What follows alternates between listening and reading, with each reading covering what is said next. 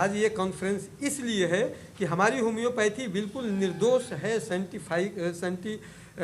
Scientifically निर्दोष है। इसको कहीं भी हम लोग सिद्ध कर सकते हैं, साबित करते हैं। और आप लोग मीडिया बंधु, आप लोग भी ये जानें ताकि आपका भी कोई गलत यूटिलाइज न करें। आप लोकतंत्र के आप चौथे स्तंभ हैं, तो आपका दायित्व बनता है और ईमानदारी को बरकरार रखने का भी आप ही का दायित्व है। मैं जानता हूँ आपके ऊपर बहुत से संकट हैं, इसको मैं जानता हूँ, समझता हूँ, लेकिन इससे बड़ा कोई संकट नहीं हो सकता कि लोगों के बीच की एक ऐसी पैथी को कुछ माफियाओं के मंसूबों के माने पूरा करने के लिए समाप्त कर दिया जाए। इससे बड़ा कोई दायित्व आपका नहीं हो सकता। इसलिए मैं आग्रह करूँगा कि कमाई है, बिल्कुल कमाना जरूरी है, लेकिन सत्य को बचाना भी, ये भी एक बहुत ज़रूरी चीज़ है।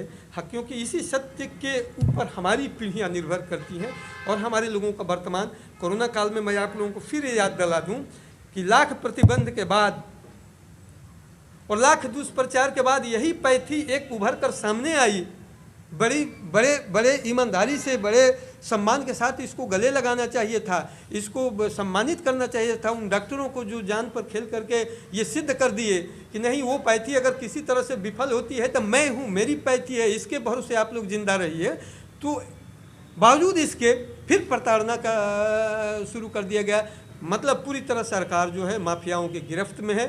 और बस आप लोगों से मैं यही एक आग्रह करूँगा कि आप जितने भी लोग हैं, मीडिया बंधु हैं, हमारे साइंटिस्ट हैं, हमारे इंजीनियर हैं, हमारे शिक्षक हैं, सारे का सारे लोग इस पैथी को बचाने में लगे। अभी आप नया अभी आप ही ने तो बताया ना सर कि एक नया वेरिएंट आ गया।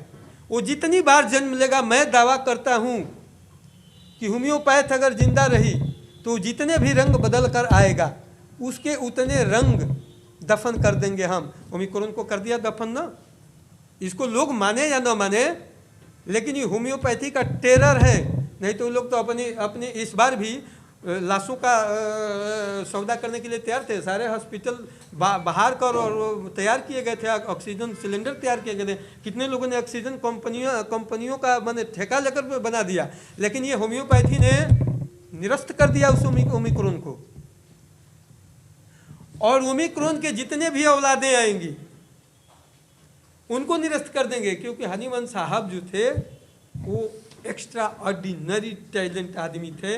वो एक्स्ट्रा ऑर्डिनरी साइंटिस्ट थे जो सोशल साइंस, जूलॉजी, बोटनी और मैथमेटिक्स, केमिस्ट्री और तब चलिए बायोलॉजी, इतने चीज़ों का सम्मिश्रण जो है उस व्यक्ति के दिमाग में था। तो ये पैथी अमर अजर है। और आप लोग से एक बार फिर मैं आग्रह करूंगा कि इस अभियान को आप लोग सफल बनाएं, इस पैथी को बचाने के सफल बनाएं। और जहां भी होम्योपैथी के ठिकारा फोड़ने के मत्थे ठिकारा फोड़ने की बात आती है, वहां आप एकदम स्टैंड हो जाइए। ये आपकी चीज़ है, मेरी चीज़ नहीं है।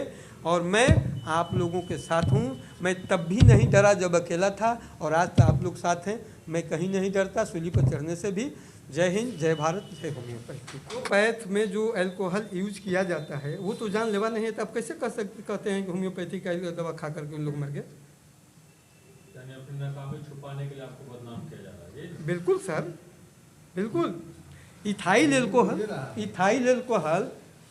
एल्कोहल हम इस्तेमाल करते हैं सर। इथाइल एल्कोहल हम इस्तेमाल करते हैं। हमारी मेडिसिन में इथाइल एल्कोहल इस्तेमाल होती है, ठीक है।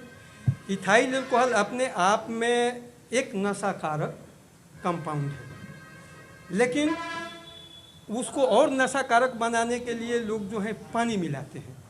ये जी और नशीला ज़्यादा हो जाता है, लेकिन वो कभी उस स्तर तक नहीं जाता कि जानलेवा हो। जानलेवा तभी होगा जब उसमें कोई ना कोई केमिकल अदर से मिलाया जाए।